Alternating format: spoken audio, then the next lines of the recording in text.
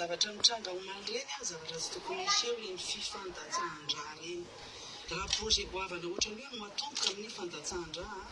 dia samy eritreritra daholo isika rehetra ho aiza izany zavatra. Ny faharoa le maha-malagasy antsika mihitsy tsy misy fifanajana zany ny olona izay tompon-tany sy ny mpamboly sy mivelona amin'ireny tanimbary reny a dia reny olona reny no hiara-ny eritreritra ohatra fa le mpitandro filaminana koa izay irahana mandeha izay tsy fidiny anazy no hiara-ny eritreritra ohatran'ireny tsy mety zany manamelika tanteraka zany fifamonoana samy malagasy zany izay. Ny zavatra tiana tenena manaraka dia hoe miteny mamerina ny tenin'ny filohan'ny antemeram-pirenena izay miteny tamin'ny kabary teo dia hoe tsy misy afa-tsy ny fifanantonana ary mitady ilay mahamaritra iraisana mba tsy ho terombo rireny izy ity ka sady hamonony reniny a ny hamonony zanany. Samy manana tombontsoa daholo na ny fitondram-panjakana izay tenao an'ilay projet na ireo vahoaka mivelona tompony tany sy ireo mivelona rehetra amin'ireo toerana misy amin'ny anaovana ny projet reny. Ny zavatra tokony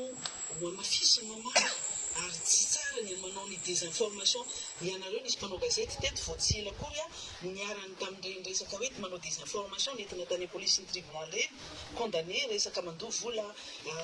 folo tapitrisa ariary satria manao désinformation. Fa eto kosa dia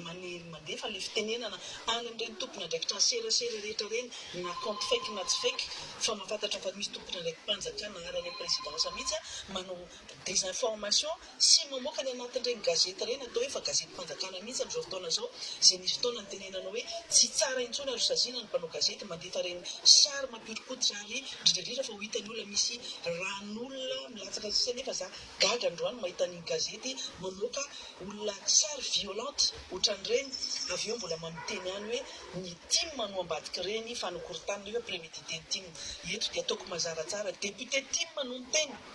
fa ny vahoaka ny eny ambotry manjaka rehetrarehetra reny misy commune marobe ary district matoa nisy somba-bahoaka amin'ny district anankitelo miteny teo a dia district anankitelo no voakasiky ny toerana iny tsy olon'ny timma reny tsy mombra ny timma fotsiny reny tsy mifidy timma fotsiny fa nisy mifidy amin'ny filohandry rajoelona ihany koa reny. Izany hoe vahoaka malagasy reny tsy tenenana hoe ny timma na tsy ny timma io fa aleo mba isy mifanajana ary mba ataovy ambonimbony le fomba fitenenana fa tsy mety satria raha izany no zavatra hoentina izay teny foana hoe izahay mpanohatra ary constructive ny kritika hoentinay le tsikera ataonay dia raiso dia mba jereo fa keo nisy fionany tamin'ny ministra tato tompony andraikitra ny environnement zay ny teny mazava taminay tao amin'ny miaraka tambomaritra sy membre ny commission d'environnement ny teny mazava izy ary nialatsiny mazava ny teny hoe mialatsiny amin'ny tsy fahaizanay mitondra nyity dossier ity io projet io ratso izy ny gestion io projet io amin'ny anaran'ny gouvernement ny laletsiny. Karaha zavatra ohatra izany na zareo ary mahafantatra misy zavatra tsy mety ao le tompona andraikitra serasera-panjakana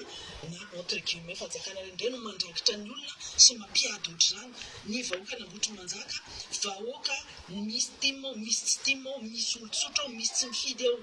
fa vahoaka tompona andraikitra mandray ny andraikiny io azan'ny député no kitikitena sy rahonana manana ny toerana misy anazy ireo mahasomba vahoaka anazy azan'ny député no atao ina moa zany bouc émissaire amin'ny zavatra rehetra tsy mety amin'ny zavatra ataonareo fa rehefa tsy mety ny procédure tsy mameratra ny mamerina ireo ray manontolo ary ny consultation avereno atao andao hiverina ambony latabatra